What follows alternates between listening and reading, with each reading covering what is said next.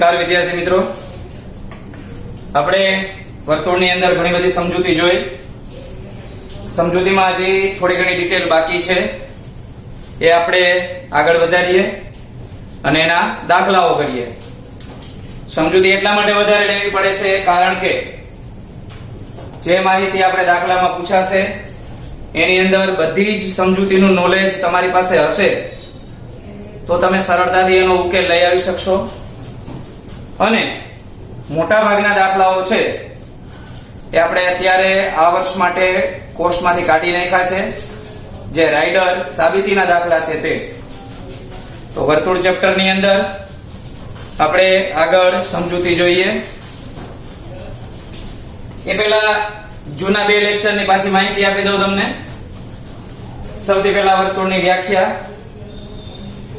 પછી આપણે વર્તુળની અંદર જીવા, ત્રિજ્યા, વ્યાસ આ બધી વસ્તુ જોઈતી. ત્રિજ્યા છે એ ત્રિજ્યા છે વ્યાસ કરતા અડધા માપની હોય. પછી ચાપના 3 પ્રકાર જોયા હતા: લઘુ ચાપ, ગુરુ ચાપ અને અર્ધ વર્તુળ ચાપ. ચાપના પ્રકાર પછી મેં તમને વૃત્તખંડ કરાવેલ હતું: લઘુ વૃત્તખંડ, ગુરુ વૃત્તખંડ અને અર્ધ વૃત્તખંડ. આ સિવાય આપણે વૃત્તાંશની વાત કરી હતી, જેમાં આપણે પિઝાના કટકાની વાત કરી હતી.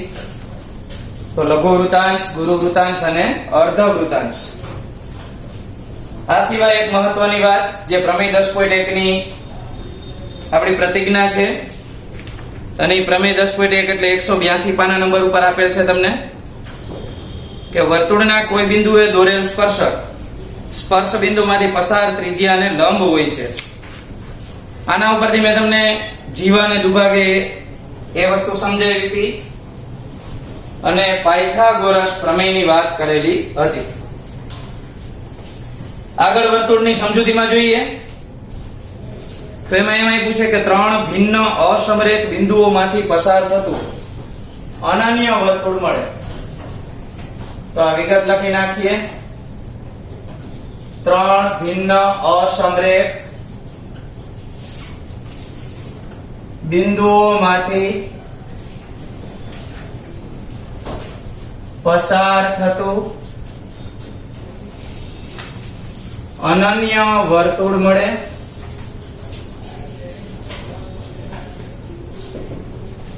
તો આ વિગત આપણને શું કહેવા માંગે છે આપણે જોઈએ. તો પેલા અસમરેખ વિશે આપણને ખ્યાલ હોવો જોઈએ. તો સમરેખ અને અસમરેખ, સમરેખ બિંદુઓ, અસમરેખ બિંદુઓ આ આપણે શીખી ગયા છીએ. તો એક લાઈનમાં આવતા હોય ને, જે આ એક જ લીટી ઉપર આમ 3 બિંદુઓ દોરી શકાય, આને સમરેખ બિંદુઓ કહેવાય. આ A, B અને C, અને એને લખાય આ રીતે A', B', C. અસમરેખ બિંદુઓ હોય, બે બિંદુ લાઈનમાં હશે, જો કે બે બિંદુ ગમે ત્યાં લાઈનમાં જ થાય, એક બિંદુ લાઈનમાં નહીં હોય. તો આ 3 બિંદુઓ એક સાથે હોય ને સમરેખ, તો એમાંથી આપણને વર્તુળ મળે નહીં. માની લ્યો કે આ 3 બિંદુઓ છે, એમાંથી તમારે વર્તુળ દોરવું છે. તો આ રીતે વર્તુળ દોરવાનું શરૂ કરો તમે, તો વર્તુળ દોરાશે ખરા, પણ ત્રીજું બિંદુ બાકી રહી જાય. 3 બિંદુ આવરી ન લે. આપણે તો એવું વર્તુળ દોરવાનું કે જે 3 બિંદુ ઉપરથી પસાર થાય. તો આ 3 બિંદુ ઉપરથી પસાર થાય એવું એક અને માત્ર એક, એટલે કે અનન્ય વર્તુળ મળે. આપણે 3 અસમરેખ બિંદુ ગમે ત્યાં લેવાની છૂટ, એક અહીંયા લઈએ, એક અહીંયા લઈએ, એક અહીંયા લઈએ, અંદાજિત કર્યા છે. હકીકતમાં 3 બિંદુઓ ગમે ત્યાં લેવા હોય ને એના ઉપરથી જ વર્તુળ પસાર થાય એવું કરવું હોય તો એના માટે એક રચના છે આખી. અત્યારે આપણે એ રચનામાં બહુ ઊંડા નહીં ઉતરીએ, પણ આમ સમજી લઈએ કે અહીંથી વર્તુળ પસાર થાય, અહીંયા પહોંચ્યું, પછી અહીંથી અહીંયા આગળ લીધું. આમ થોડુંક તમને વર્તુળ પપૈયા જેવું લાગશે, પણ થોડુંક રોડવી લેવાનું. આ રીતે આપણને વર્તુળ મળે છે. તો આ 3 અસમરેખ બિંદુની વાત થઈ. એટલે વર્તુળ હોય એટલે અસમરેખ બિંદુને યાદ રાખવાના છે. અનન્ય એટલે એક અને માત્ર એક. ખાલી જગ્યામાં પૂછાય કે ભાઈ 3 અસમરેખ બિંદુ હોય તો કેટલા વર્તુળ બને, તો એ તમને મળે 1 અને માત્ર 1, એટલે કે અનન્ય વર્તુળ મળે. ત્યાર પછીનો મુદ્દો જોઈએ. અર્ધવર્તુળમાં અંતર્ગત ખૂણો કાટખૂણો હોય છે. અર્ધવર્તુળમાં અંતર્ગત ખૂણો કાટખૂણો હોય છે. હવે આ શું કહે છે આપણને માહિતી જોઈએ આકૃતિ દોરીને. અર્ધવર્તુળમાં અંતર્ગત ખૂણો, તો પેલા તો અર્ધવર્તુળ દોરીએ. અહીંયા આપણે અર્ધવર્તુળની વાત કરીએ. આ અર્ધવર્તુળની અંદર અહીંયા બિંદુ O, આ A, આ B. આની અંદર આપણે કોઈ એક જગ્યાએ વર્તુળ ઉપર માની લ્યો કે અહીંયા P બિંદુ લીધું. તમને એમ થાય મારે ત્યાં નથી લેવું, મારે અહીંયા લેવું છે Q. કોઈને એમ થાય મારે અહીંયા લેવું છે તો ત્યાં આપણે લઈ દઈએ R બિંદુ.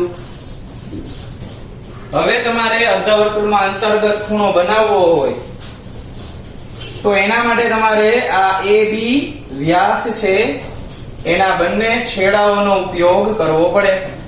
તો A થી શરૂ કરી અહીંયા P અને B, તો જ્યાં APB ખૂણો બન્યો આપણો એ 90 અંશનો બને. માની લો તમે Q બિંદુએ જાવ છો તો અહીંથી આમ બનશે ત્રિકોણ AQ અને B.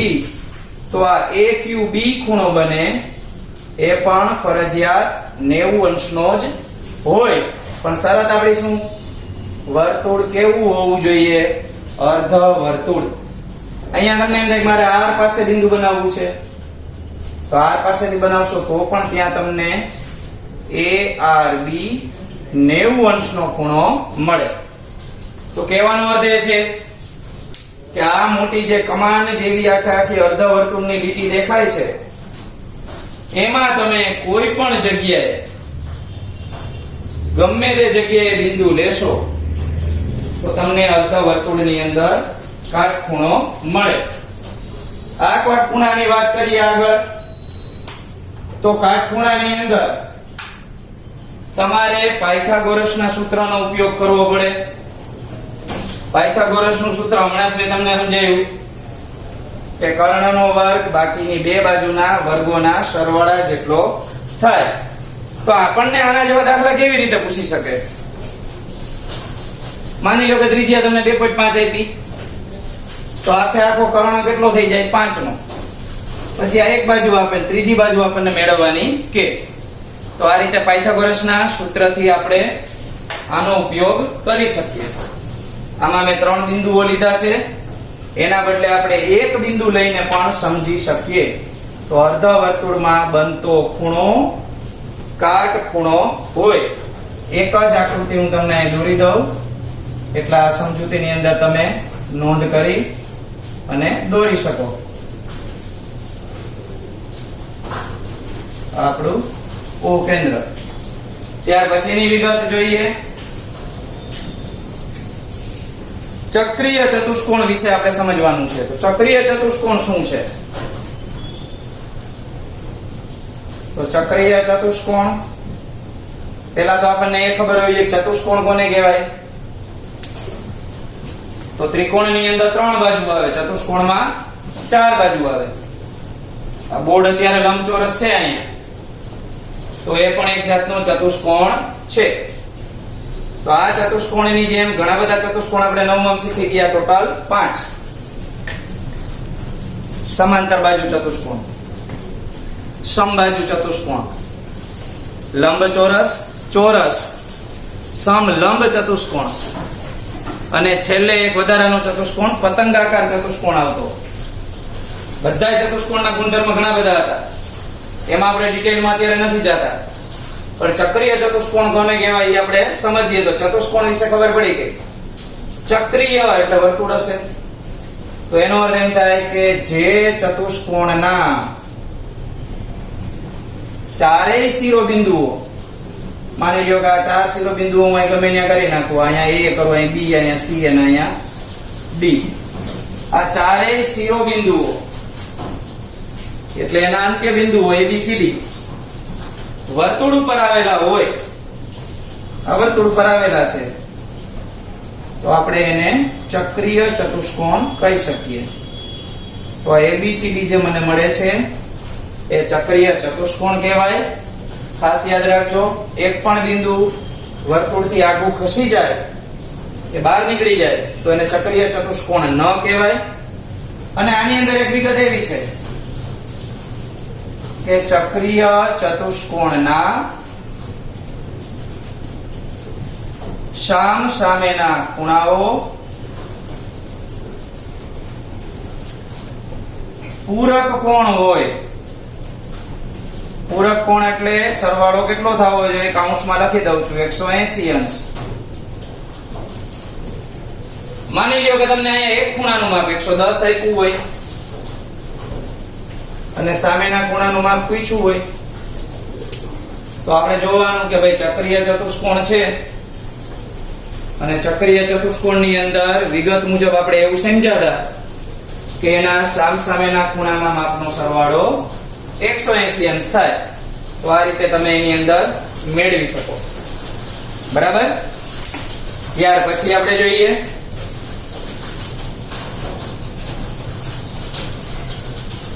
લઘુચાપ વિશે. હમણાં મેં તમને સમજાવેલું હતું. તો લઘુચાપને લગતી એક ડિટેલ જોઈએ. આ ડિટેલ શું કહેવા માંગે છે?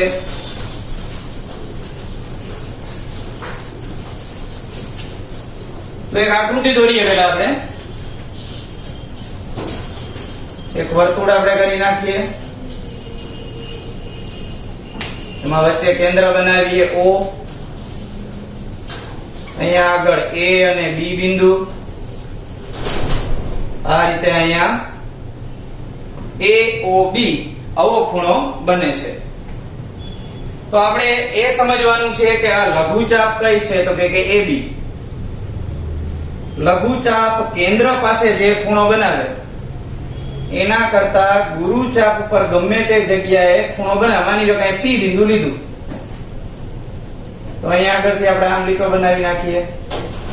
તો આ ખૂણો અને આ બે ખૂણા, આનો સંબંધ આપણે સમજવાનો છે. તો એના માટે આપણે સમજીએ આ રીતે કે ઉપર જે ખૂણો બન્યો, ખૂણો APB, તો APB નું માપ કેટલું થાય? કેન્દ્ર પાસે જે ખૂણો બને એનાથી અડધું. આ યાદ રાખજો ખાસ. કેન્દ્ર પાસે આપણી ચાપ જે છે, આ ચાપ AB, એ માની લ્યો કે 120 નો ખૂણો બનાવે અહીંયા. અને આપણને કીધું હોય કે લઘુચાપ સિવાય ગુરુચાપ ઉપર ગમે તે જગ્યાએ એક બિંદુ આવ્યું, ગમે તે જગ્યાએ, અહીંયા ચાલે, અહીંયા ચાલે, અહીંયા ચાલે, ગમે તે જગ્યાએ ચાલે. એક તમને હું દોરીને બતાવું. માની લો કે હું અહીંયા લઉં, આ P બિંદુ મેં અહીંયા લીધું હોય, તો આ ચાપ AB છે ત્યાંથી જ શરૂ કરવાનું, કે A થી શરૂ અને B એ પૂરું. પછી અહીંથી આમ તમે દોરી શકો, અહીંથી આમ દોરી શકો. આટલા બધા ચકેડા અહીંયા જાજા ચિત્રામણા નથી કરવા, એટલે તમને સમજાય. આપણે ખાલી એટલું જ સમજવાનું છે કે કેન્દ્ર પાસે જે ખૂણો બનતો હોય એનાથી આ ગુરુચાપ પાસે જે ખૂણો બને એ અડધા માપનો હોય. એટલે એનો અર્થ એમ થાય કે વચ્ચે જો 120 અંશનો ખૂણો હોય તો તમને ગુરુચાપ ઉપર મળતો ખૂણો 60 નો મળે. તો આ એક વિગત આપણે સમજી. હજી એક વિગત આપણે જોઈએ. આપણા લઘુ વૃત્તખંડ ઉપર આધાર રાખે છે. તો માની લઈએ કે અહીંયા આપણે કેન્દ્ર કરી નાખીએ O. આ આપણું લઘુ વૃત્તખંડ નીચેની બાજુએ બની જાય. લઘુ વૃત્તખંડ નીચે બને છે. હવે આ લઘુ વૃત્તખંડ ની અંદર નીચેની બાજુ અહીંયા ખૂણો બનતો હોય, અહીંયા આગળ,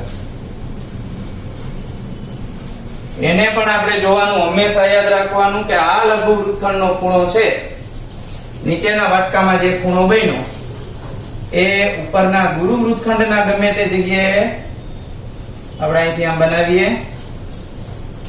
હાઈલાઈટ કરું છું આ ખૂણો ને આ ખૂણો.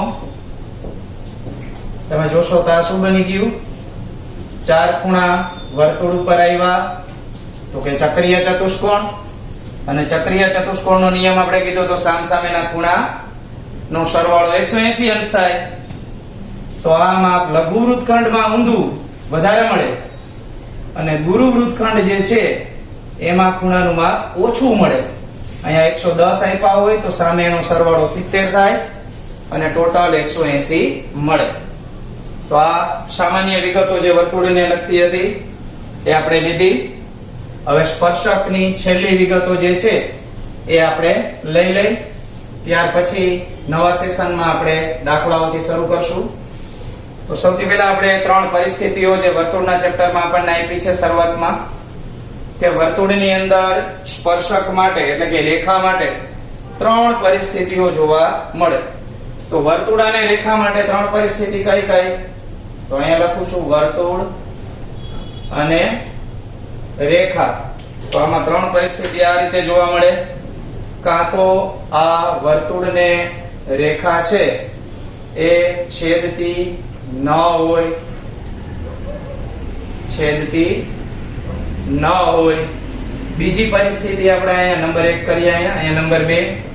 બીજી પરિસ્થિતિ એવું કે છે કે વર્તુળની અંદર રેખા એક બિંદુમાં, અહીંયા આગળ P બિંદુ રાખીએ, આનું કેન્દ્ર કરી નાખીએ, રેખાને આપણે L નામ આપી દઈએ, આને L નામ આપી દઈએ, એક બિંદુમાં સ્પર્શે તો આપણી રેખા L છે એ સ્પર્શક કહેવાય. સ્પર્શક એટલે શું? જરાક અમથું એક બિંદુમાં ટચ કરીને નીકળી જાય. અને ત્રીજી પરિસ્થિતિ આપણને એવી જોવા મળે કે વર્તુળ દોરીએ, એના ઉપરથી રેખા L જાય, આ આપણું O બિંદુ, આ A અને B બિંદુમાં છેદતી જાય. તો અહીંયા લખી શકીએ કે રેખા L એ વર્તુળની છેદિકા ગણાય.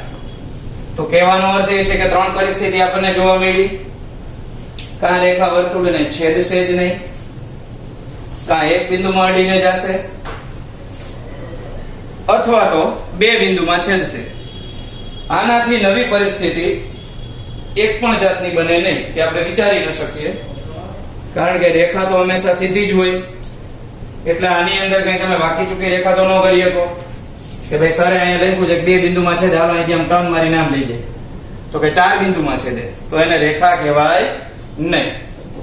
તો વર્તુળનો સ્પર્શક છે એ આપણે વધારે હાઇલાઇટ કરવાનો છે, અને છેદિકાને આ બે આપણા માટે વધારે કામની છે.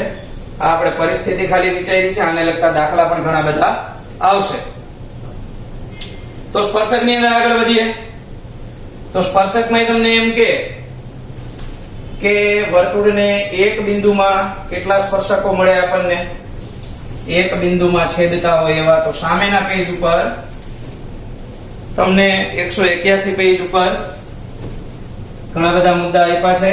આકૃતિ પણ તમે જોશો તો સરસ મજાની ડિઝાઇન વાળી દેખાય છે. તો એક બિંદુની વાત કરીએ તો વર્તુળ આપણે દોરીએ સ્પર્શકની અંદર. અહીંયા આગળ વર્તુળ પહેલા આપણે દોરી નાખીએ. હવે એની ડિટેલ હું વાંચીને સમજાવું છું. વર્તુળનો સ્પર્શક એવું હેડિંગ લખ્યું છે.